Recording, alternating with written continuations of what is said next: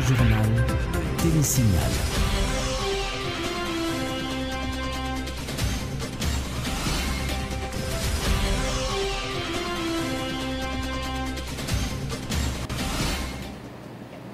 Bonsoir à vous tous. Voici rapidement les grands points du Grand Journal. Pas d'amélioration dans la situation des droits humains en Haïti. De septembre 2015 à date, déclaration de l'expert indépendant des Nations Unies, Gustavo Gallon, qui a bouclé sa 5e mission dans le pays ce mardi. Toujours pas de séance au Parlement haïtien depuis l'élection de Jocelyn Privert comme président provisoire d'Haïti. Des parlementaires de différents groupes se disent interpellés par cette situation. Et puis 6 individus arrêtés pour enlèvement et séquestration contre rançon, 33 kilos de marijuana saisis, 5 individus dont 3 Jamaïcains appréhendés, entre autres bilan des opérations de la DCPJ pour le mois de février présenté ce mardi. À suivre également dans ce journal un reportage sur la situation dans laquelle fonctionne l'hôpital de l'Université d'État d'Haïti. À l'étranger, 11 États américains votent ce mardi afin de désigner leur candidat à la présidentielle. Donald Trump dans le camp républicain et Hillary Clinton, démocrate, sont les grands favoris du Super Tuesday. Voilà pour l'essentiel de l'actualité.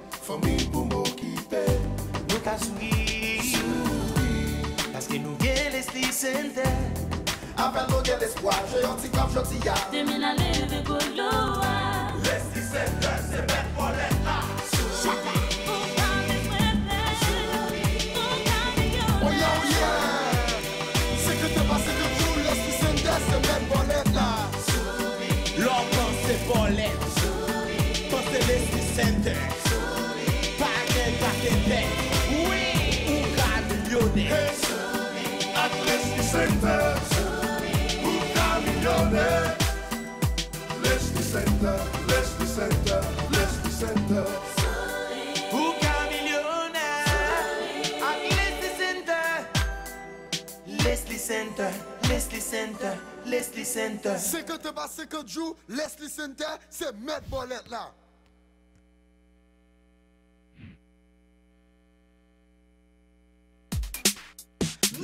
Depuis que je avec smartphone, le travail est plus facile. Je suis capable de faire photo avant ma chantier et puis voyer au ingénieur. Le ça, l'ingénieur a un temps d'instruction et moi-même, je fais bosser corriger dans l'immédiat ça qui est supposé corriger. Téléphone smartphone comme ça, c'est un avantage pour tout le monde qui est famille ou qui vit à l'étranger. Imaginez-vous, je peux parler avec la famille qui est l'autre bord de l'eau sans pas payer un goût. Pour moi, ce qui est bien intéressant avec le smartphone comme ça, c'est qu'il vient d'ici. Ça veut dire, je vais numéro business ensemble avec mon personnel sur un seul téléphone. Ça fait beauté puis ce téléphone fini. Avec smartphone non seulement je peux jouer vidéo, upload photos sur Facebook et puis chat avec les amis, mais là, arrive pour faire devoir, je suis capable de faire recherche facile sur Google. Smartphone comme moi, juste pas vivre sans lui. Nous Haïti, un réseau. Ministère Santé publique a fait population connaître qu'il y a un virus qui peut être Zika qui arrive dans le pays d'Haïti, même gens qui arrive dans quelques pays de l'Amérique latine et Caraïbes. C'est Maïngouin qui baille virus Zika. C'est peut-être ça. Le ministère a demandé tout le monde pour détruire toute madlo côté Maïngouin cakalé. Et puis, prend précaution pour Maïngouin pas piquer. Virus ça baille la fièvre, tête fait mal, j'ai fait mal, douleur avec bouton sous peau. Et puis, un monde ta ouais, yon ou plusieurs lancing sa yo, allez presser dans centre santé qui pi préolant pour qu'a joindre bon gens soin. Si tout femme enceinte yo, parce que maladie ça, qu'a gen gros conséquences sur la vie de bébé qui l'envente. C'était un message, ministère Santé publique à population.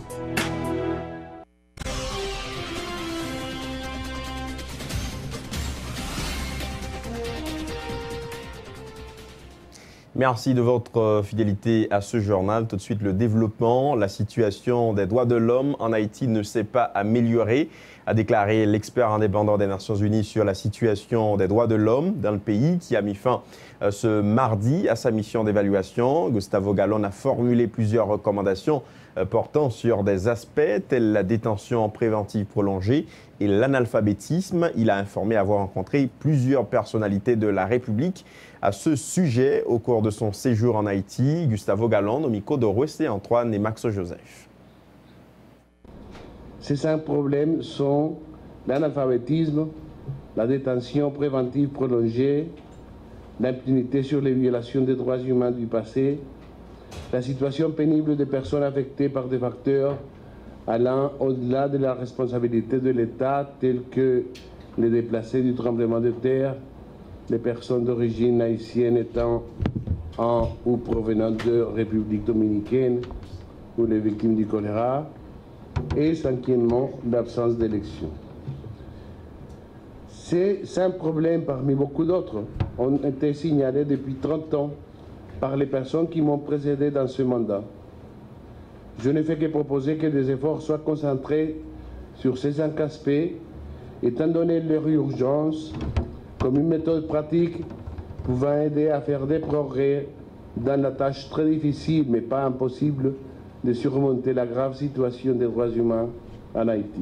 Le président provisoire et le premier ministre nommé ont partagé cet avis et ont promis de demander la révision de la campagne d'alphabétisation très importante mais insuffisante qui est en marche pour la renforcer de façon à ce que l'analphabétisme soit déraciné dans le pays dans un délai raisonnablement court. Quant à la détention préventive prolongée, le président s'est engagé à prendre plusieurs décisions. Faire un recensement des personnes emprisonnées pour vérifier qui d'entre elles ont été emprisonnées pour un temps égal ou supérieur à la peine qui leur serait théoriquement applicable. Notons que les autorités dominicaines ont déporté 2484 Haïtiens, dont 161 mineurs, au cours du mois de février dernier, selon Gustavo Gallon. Il invite les autorités haïtiennes à prendre les mesures nécessaires pour garantir les droits de ses citoyens. Notons que l'expert indépendant des Nations Unies sur la situation des droits de l'homme en Haïti a bouclé ce mardi sa 5e visite officielle dans le pays. Il était arrivé en Haïti le 22 février dernier. En ce qui concerne la conjoncture politique actuelle, Gustavo Gallon a déclaré que le président provisoire de la République lui a fait part de son engagement et sa volonté de respecter l'accord politique du 6 février dernier. M. Gallon dit également avoir rencontré 5 candidats à la présidence. Ces derniers ne sont pas tous d'accord pour la mise sur pied d'une commission indépendante d'évaluation électorale. Écoutons-le.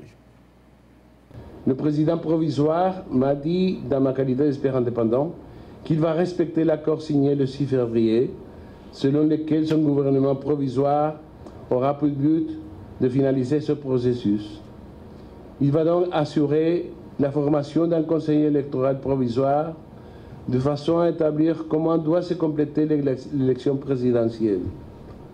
J'ai parlé avec 5 candidats présidentiels et ils sont divisés entre ceux qui sont opposés à une vérification du premier tour des élections présidentielles et ceux qui espèrent qu'elle soit faite de manière appropriée afin de compter cette fois-ci avec un résultat pouvant garantir la légitimité du choix d'un nouveau président de la République.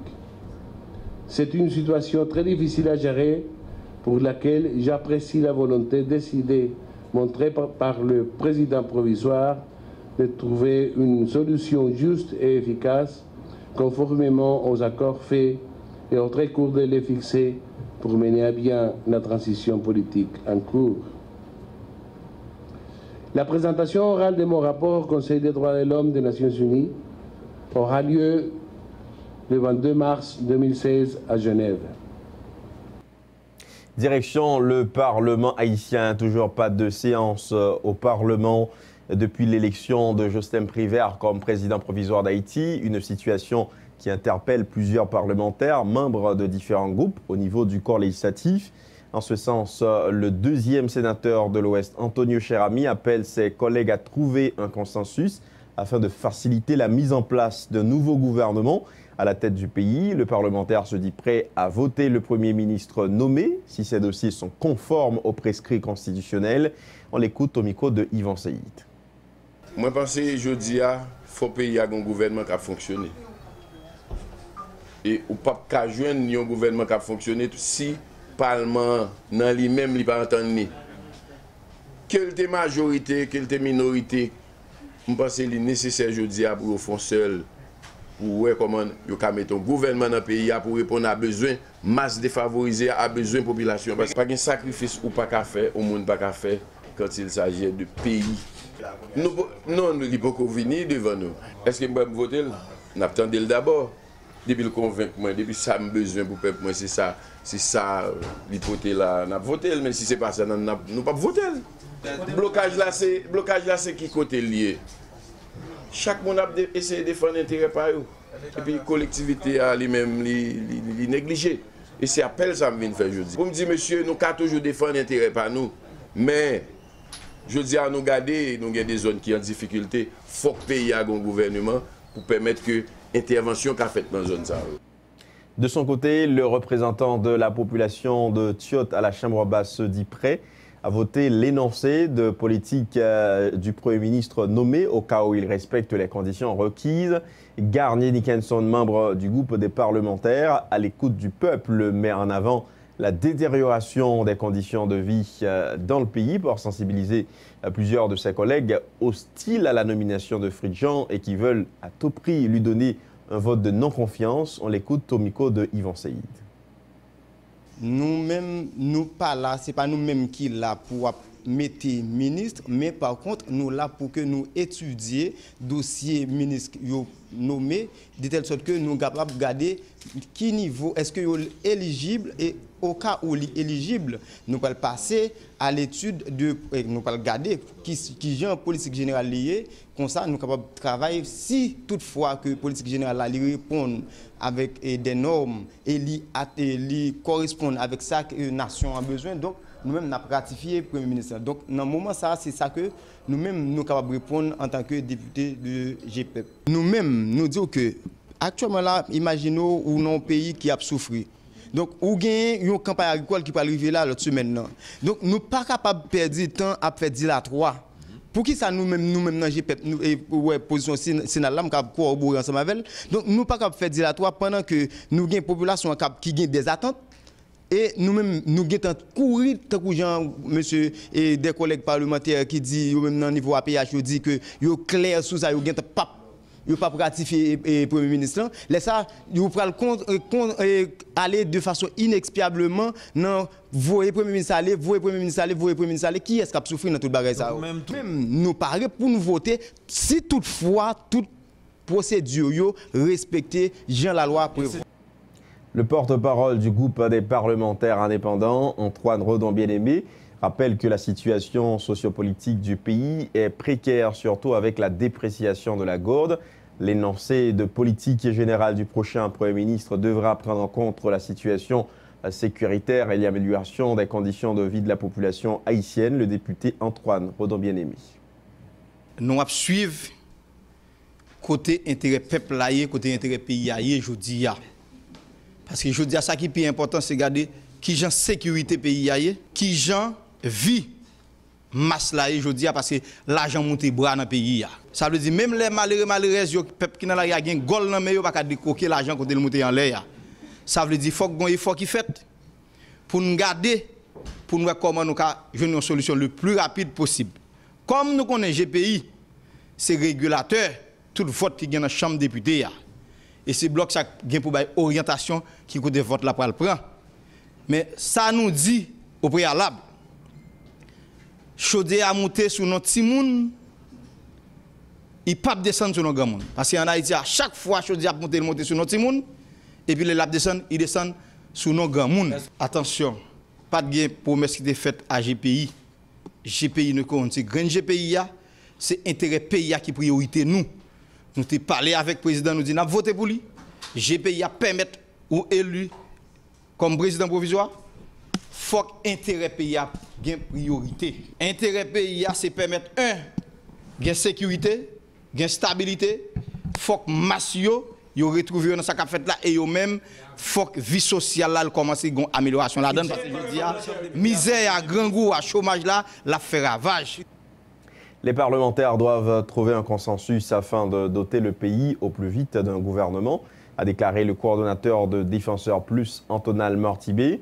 Le responsable des droits humains a tenu à préciser que le Premier ministre nommé a été certes proposé par le secteur des droits humains, mais ne s'était pas impliqué dans les procédures de désignation. Les précisions de Antonal Mortibé au micro de Ludmilla Marc et Jasmin Denis. Nous-mêmes, dans l'organisation de droits monde, l'organisation de la société civile, nous avons surtout un profil. Oui, il y a un secteur d'organisation dans le secteur de droits monde qui a un profil de l'Assemblée africaine de gens et proposé. Nous pensons que c'est un bon bagage. Et cependant, ce n'est pas nous-mêmes qui avons une prérogative pour nommer. Ce n'est pas nous-mêmes qui avons une prérogative pour garder sous procédure. Mais nous-mêmes, nous croyons que le dernier Premier ministre qui a été nommé dans le pays, c'est ce format qui a été fait. Donc, m'espérer, M.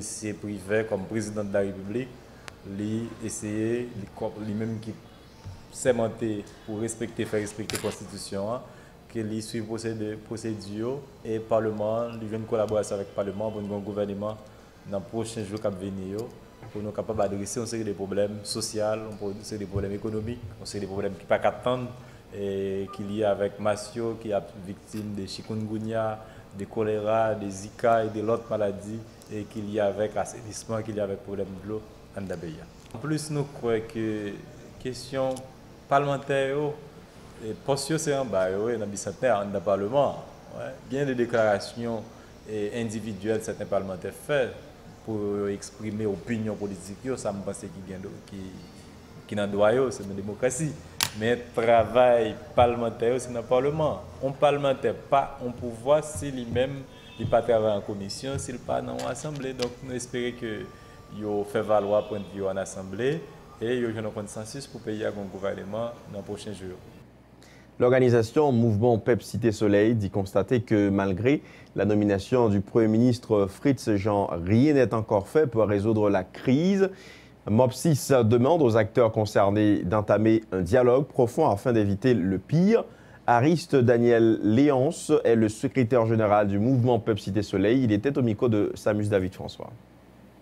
15 jours déjà, depuis ancien sénateur Jocelyn Privé arrivé dans la tête pays comme président provisoire. MOPSIS constaté, rien pas fait, tout bon vrai, pour le pays a démarré, Jean en pile secteur, tapant ça. C'est vrai qu'il y a un nouveau premier ministre qui est nommé pour remplacer Evans Paul, mais MOPSIS pas senti qu'acteurs politiques voulaient prendre conscience pour bailler le pays une chance. Pour Pita Papitrice, pour nous limiter des gaillots, pour freiner l'insécurité qui va le terrain, MOPSIS demandé un bon chita parler entre tout acteur politique, social et économique.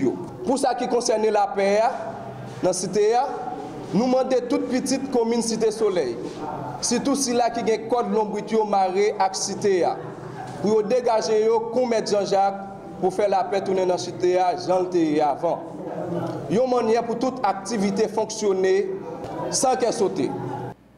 Et parlons justice. Poursuite ce mardi du procès de Clifford Brandt au tribunal de première instance de Port-au-Prince. Ce, malgré la non-comparution des 6 témoins attendus. Le tribunal a procédé à l'identification des pièces à conviction.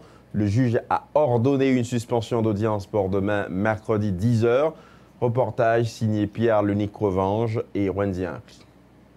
Cette séance qui devait démarrer depuis 11h du matin a été retardée suite aux interventions des avocats de Clifford Harry Brandt, hostiles à la décision du juge faisant droit à la requête du sieur Réginald Delva de se constituer partie civile dans le cadre de ce procès. Aux yeux des défenseurs de Clifford Brandt, le juge a agi en violation du droit de leurs clients, vu que ces derniers n'ont pas eu l'opportunité de poser des questions aux témoins précités. Une intervention jugée légitime et fondée par le juge en siège. Malgré l'insistance de la partie civile et du ministère public, le doyen Jean-Wilner Morin décide de ne pas prendre en compte les premiers témoignages de M. Delva tenus hier par devant le tribunal. Aucun des 6 témoins qui devaient se présenter ce mardi n'a été remarqué.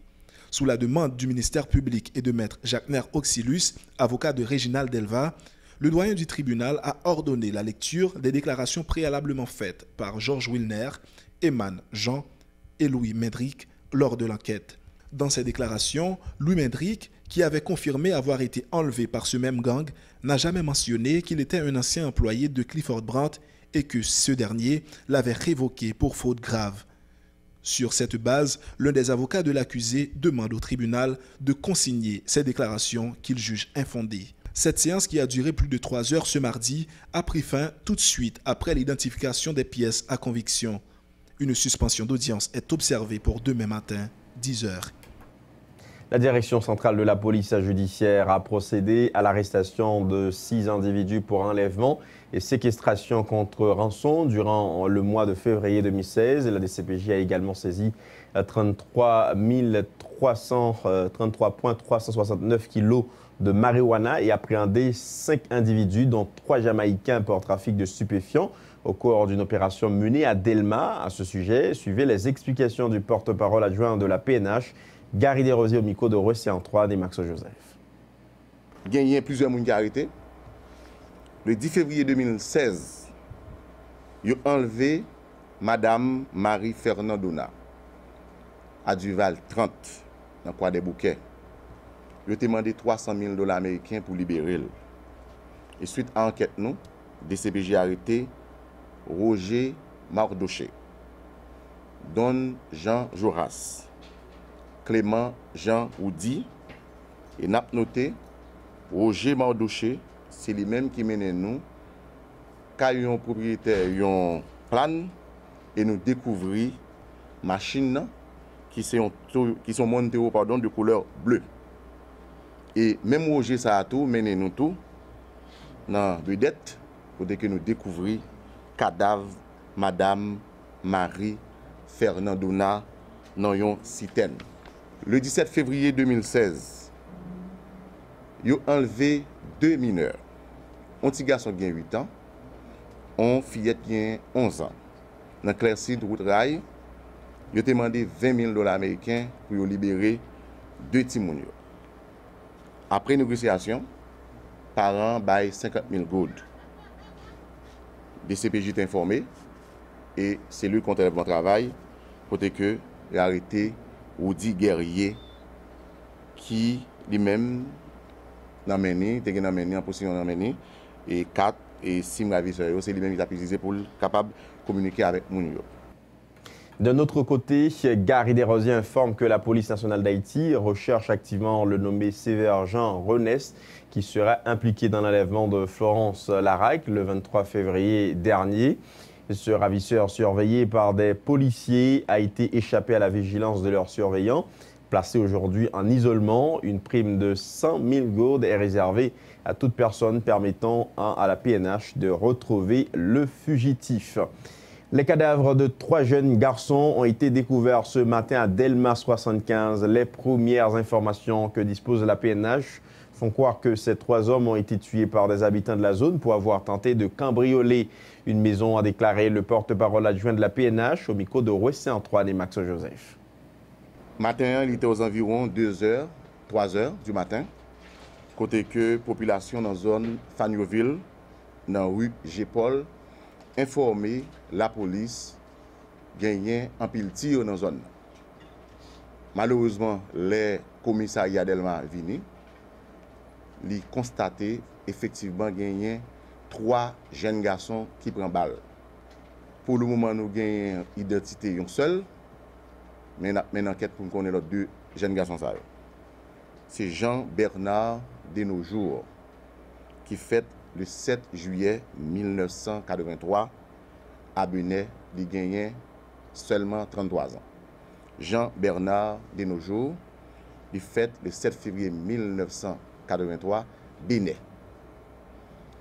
Pour le moment, il y a une police scientifique qui a fait prélèvement indicieux, gagné 13 douilles que nous joignent à côté cadavre.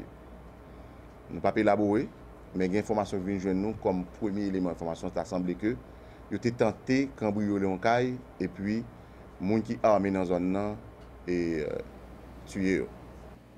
On va encore parler insécurité. Des organisations des droits humains ont monté au credo pour dénoncer le phénomène de l'insécurité qui plane sur le pays, spécialement dans le département du Nord. Selon la directrice de l'Institut mobile de l'éducation démocratique, Ketli Julien, des scènes de violence opposant 2 candidats à la députation sont enregistrées dans plusieurs communes du dit département. Citant en exemple la Grande Rivière du Nord, Madame Julien demande aux responsables de la police, malgré leurs faibles moyens, de prendre leurs responsabilités. On l'écoute au micro de Ludmilla Marc et Jasmine Denis. Il y a un problème qui a passé de sécurité, de violence surtout, qui a passé dans le département nord là, dans une commune que les Grandes Rivières du Nord, qui est liée à la dernière élection de 2 candidats à la députation, un sous PHTK, l'autre là sous Vérité, et 2 partisans Mounsayo a fait laisser frapper qui viennent cause tout, l'école fermée, Timoun pas qu'à l'école, et que il y a des morts des 2 côtés, et que y a goumé tout pour que yo voyez un commissaire du gouvernement aller parce que yo pensé yo quand pensé commissaire du gouvernement ça li penché un seul côté c'est li penché bon côté et candidat sous PHTK l'autre bord lui-même là aller dans tribunal yo trouvé que yo pas qu'à trouver justice parce que commissaire du gouvernement li à côté yon camp gagné tout problème et nous connaissons dans Cité Soleil avec gang armé yo. D'accord, qui commençait à laisser frapper, ou regarder tout, qui arrivait dans l'insécurité, kidnapping, recommencer. Et que c'est chaque jour, ou regarder ça qui a passé, moun qui a touché la banque, et qu'il y a fait des braquages sur eux, qu'on y a la même, ils font l'autre bagaille, ils tuent moun yo tout. Dossier santé à ce journal, la situation sanitaire à l'hôpital de l'Université d'État d'Haïti se dégrade de jour en jour. Certains services sont dysfonctionnels depuis bien des temps. D'autres, pour le moins effectifs, font face à de sérieux problèmes de matériel, une réalité qui ne laisse pas indifférent le syndicat des travailleurs de santé de l'HUEH. Reportage Michel Alexis et Samus David François. À l'hôpital de l'Université d'État d'Haïti, des patients s'installent un peu partout dans les cours à proximité des différents services dans l'espoir de trouver un minimum de soins. Dans ce centre hospitalier, le plus imposant du pays, les conditions de fonctionnement restent toujours lamentables. Les mesures d'hygiène sont de moins en moins respectées. Une situation dont le syndicat des travailleurs de santé de l'HUEH se plaignent comme s'il n'existait pas de service ni de personnel médical, voire de responsables qui administrent l'hôpital général. De pédiatrie hospitalisation qui a 1 mois et demi, 6 semaines depuis le pas jamais fonctionné. N'a dit laboratoire l'hôpital là a au moins 5 semaines depuis le pas fonctionné. Cabane malade de coucher dans urgence et pas ban problème non mat là mes amis mat là gros tout malade la malade même vient plus malade parce que mat là malade parce que malade là. Urgence hôpital général, n'a prend urologie tous ces mêmes problèmes mat là, médecine interne même problème, dermatologie c'est même problème. Autre problème qui pèse sur la balance, le manque de médicaments. L'hôpital là c'est l'hôpital qui pour bailler soin, il pas qu'à oxygène ni même ni pas qu'à joindre soin pour tête ni. Pas de matériel zéro, médicaments zéro. Haïti, l'un des pays de la zone Caraïbe où l'espérance de vie est la plus courte, 57 ans pour les femmes, 52 pour les hommes. Sur 1000 enfants, 86 meurent avant l'âge de 5 ans. Fort taux de natalité et de mortalité infanto-juvénile. Des données qui justifient le mauvais fonctionnement du système sanitaire haïtien. La Fondation pour l'avancement des sages-femmes haïtiennes a lancé ce mardi 1er mars à Pétionville une semaine de formation à l'intention des sages-femmes sous le thème « Les pratiques sages-femmes et la préparation à l'accouchement ». Ces séances de formation visent à permettre aux pratiquantes du métier d'être plus performantes dans ce domaine. Tour à tour, Stéphanie Lui et Karen Jefferson, respectivement représentantes de l'Association des infirmières sages-femmes d'Haïti, et celle de la FAHM. Leurs explications ont été recueillies par Michel Alexis et Fézé Mathieu. L'association se veut être un élément incontournable dans les grands débats qui se font sur la santé sexuelle et également la santé reproductive des femmes, mais surtout des adolescentes, des jeunes, mais également des hommes. Nous visons la santé de tous. Cette formation qui aura lieu à partir de demain, la formation sur les soins sages-femmes, mais également le cours de préparation à l'accouchement, c'est une activité qui rentre dans le cadre de renforcement du leadership de l'association de sages-femmes en Haïti. Et ceci permettra également aux sages-femmes qui sont sur le territoire national de s'épanouir dans la profession, mais également de renouveler leur engagement envers nos femmes, envers la famille haïtienne. One of the most exciting things for me is that Ce qui était très encourageant pour moi était donc de me rendre compte que la formation de sage-femme ici en Haïti ne passait pas seulement par une spécialisation des infirmières, mais pouvait aussi être une formation directe, donc une formation de sage-femme complète.